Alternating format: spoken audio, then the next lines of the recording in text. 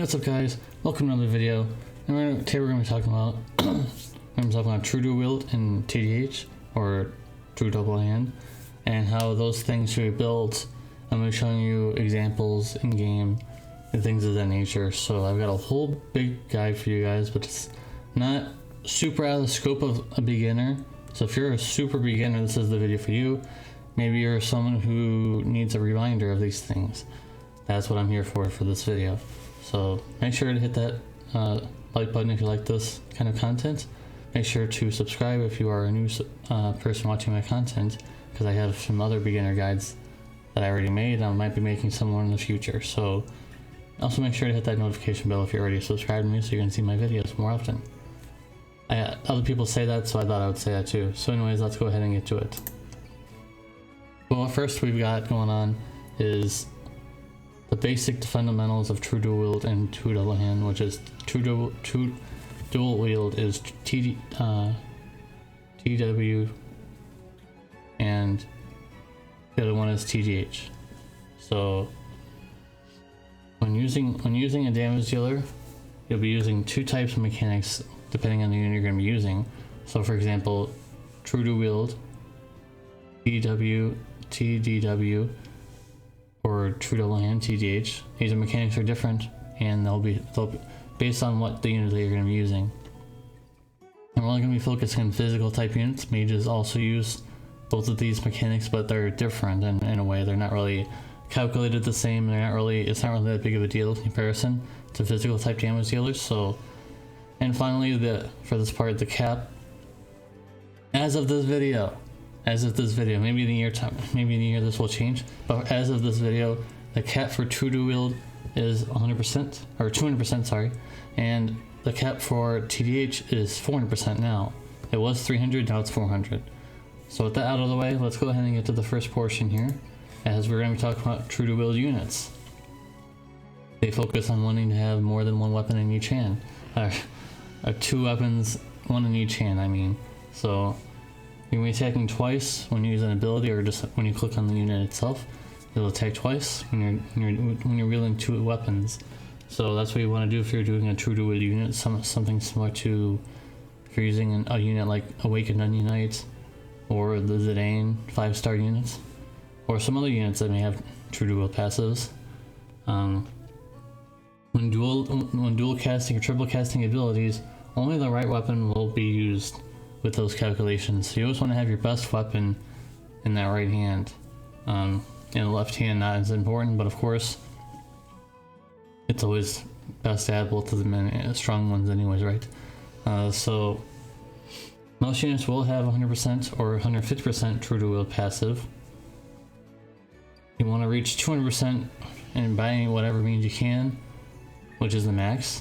And in the future this may increase, but as of this video it's 200% like I mentioned. So you always want to have that 200%, have those calculations a lot higher.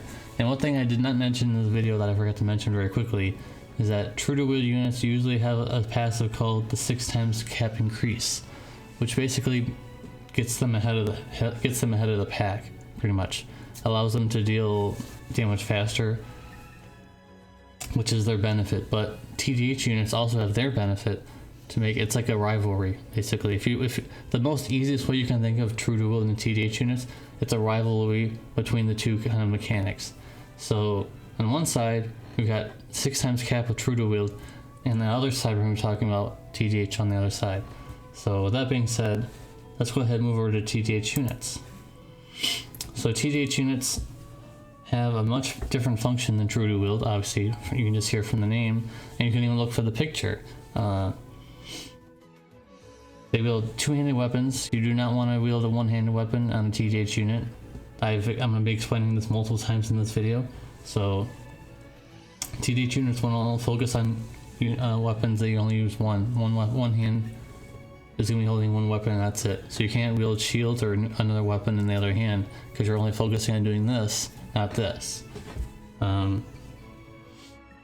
The reason why you want to have a two-handed weapon over one-handed weapon is because of the variance, which is their focus, like I mentioned. So true dual wield has the 6x cap, and TDH has the variance. I'm going to be going over that very shortly here.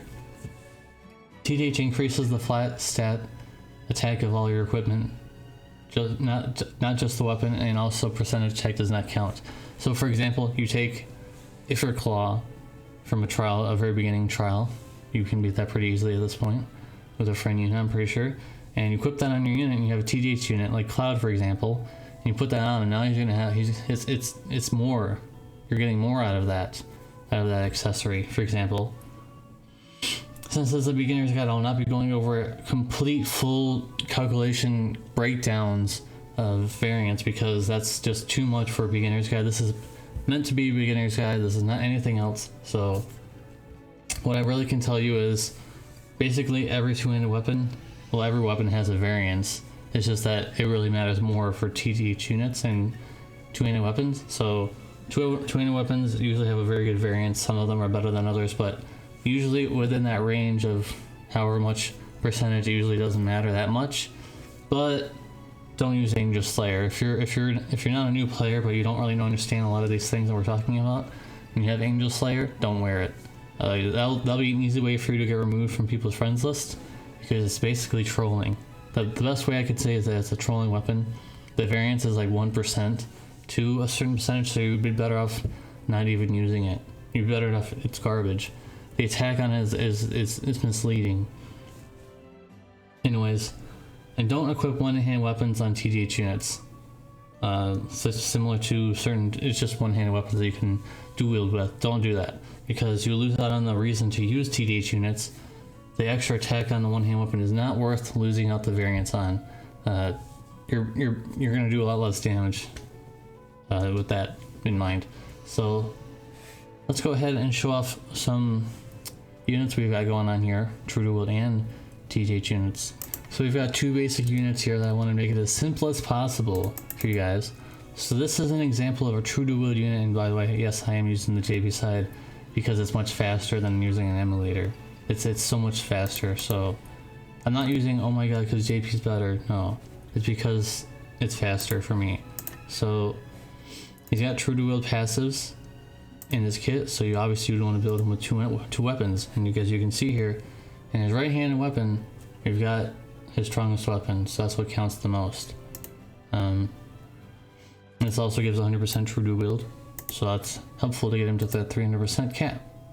And on the inverse of that, we have a very basic unit that is TDH.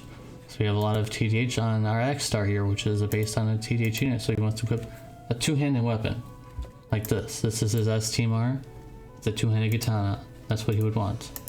So in an inverse of that, he wants a lot of TDH because he wants that 400% to get that variance going. So with that being said, let's go show off a little bit of damage here comparing these two. Now it's much harder to compare True to Wield units because really the 6x cap is kind of different, so we can't really test that too much, but you can test TDH units just fine. So for example, see the amount of damage he just did is okay. That was only the first turn though. So we're gonna go ahead and compare having a one-handed weapon, I mean a two-handed weapon on units compared to having a one-handed weapon on a variant on a unit. So you guys see there we can do how much? That's a decent amount of damage. So with that being in mind, let's go ahead and show him with a one-handed weapon and see what the difference is. So this is around the same amount of attack as his two-handed katana, but this is one-handed katana. This is Satan's STMR from the Xenogears collaboration. So with that being in mind, we did around 144k, something like that. Maybe it was 1.4 million with the two-handed weapon. So now let's go ahead and see what our damage looks like with that not the case. So we're gonna do the same exact thing here as we did before.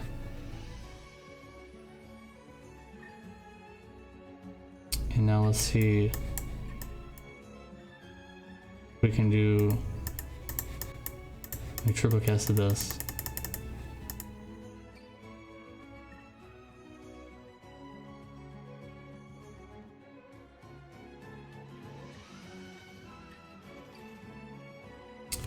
I think that weapon has killers on it, so that might even make a difference. This actually has some human killer on it, so actually why don't we go... So, well, I guess that shows you how much killers matter. They showed you how much killers matter, so let's go ahead and get a weapon that does not have killers on it. Okay, this weapon doesn't have any killers on it, so now we should be able to test. The killers really ruin that testing, so let's go ahead and do them without killers. So we've got going on here the same thing we were doing before.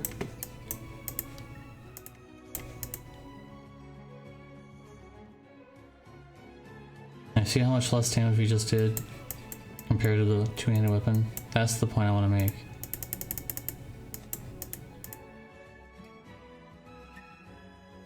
Yeah, I can already tell we did less damage now. It was the killers. See, we just did like 400k less damage in comparison, but you guys can tell on a bigger scale that would equate to a whole lot less damage you're doing because you're one-handed weapon in comparison to two-handed weapon.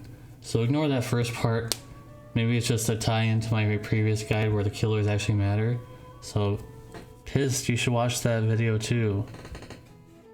So it's a little harder to judge true dual units. Obviously, if you're only having a one-handed weapon on a unit that wants to wield two weapons, you can have a lot less attack because now he's not wielding two weapons, so his true dual passive won't activate. So, in essence, the true dual passive and the 6 times cap will make him do a lot more damage than normal compared to other units. But in general, it's kind of hard to gauge true dual units in terms of damage because it's just really hard to compare them in this way. So, I mean, I could go like this, and dual casting that, by the way, is the same thing as just doing this. So I could do this. He only has a... I used the wrong passive, by the way. Shows you how much I'm paying attention. So you could do this.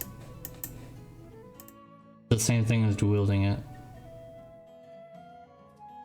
That's a helpful tip for you guys in case you want to save some MP and you're in the middle of battle and you only have dual wield. You only have the dual cast passive. This is dual cast, and you're using a true dual unit like Onion Knight, and you want to save on some MP. Obviously, you would only do this. And he'll cast it twice. That's the power of dual wield. That was much more impactful back in the day. Nowadays it's not that big of a deal, but back then that was a big strength over other units that could do a bigger strength with units like a dual wield because you could just cast twice instead of having to waste more MP. But all in all, that's how we're gonna go about doing that. I hope you learned a little bit about that, and we're gonna go ahead and get into the conclusion here of this video. So in essence, here's the conclusion. Try to build the unit as intended for. There are very rare cases where that's the exception, but that's outside the scope of this beginner's video. So for example, the Onion Knight Awakening is not meant to be TDH, and XR is not meant to be true wield. So just stick to what they're meant to be. In very rare exceptions, there are very, unique situations where that's not the case, but that's very low amount of chances that actually happens. And just gear your units, guys. Don't use one-hand weapons on TDH units. Just as a reminder again, the extra attack does not help you at all. Just keep to two-handed weapons, even if it has a little bit less attack. It'll be worth it in the long run, guys. In the short term, sure, maybe you might strike gold like we did with that comparison there, using that human killer katana. We struck a little decently, but then on the next turns it could be a little different in comparison to wielding a two-handed katana. So that's how that goes. And put your best weapon on the right hand with true build units. Alright guys, that's about it, wrapping it up. Hopefully I'm loud enough. I think I should be, because my god man, how much louder do I have to put a megaphone next to my microphone now and speak in this way, because I don't know what else to do. So I'm hoping to get my sound improved soon, because I did look for some help with that. There's a Discord with that, so I joined their Discord, and hopefully it'll help me out with that and get this all set up to where I can actually have good sound from now on. Anyways guys, thanks for watching. If you liked the video, again, please give it a like, and make sure to type down below what kind of guide I should do next in the beginner's guide series, or any other kind of guide, videos you want me to make. Thanks for watching guys, and I'll see you guys in the next one. Peace.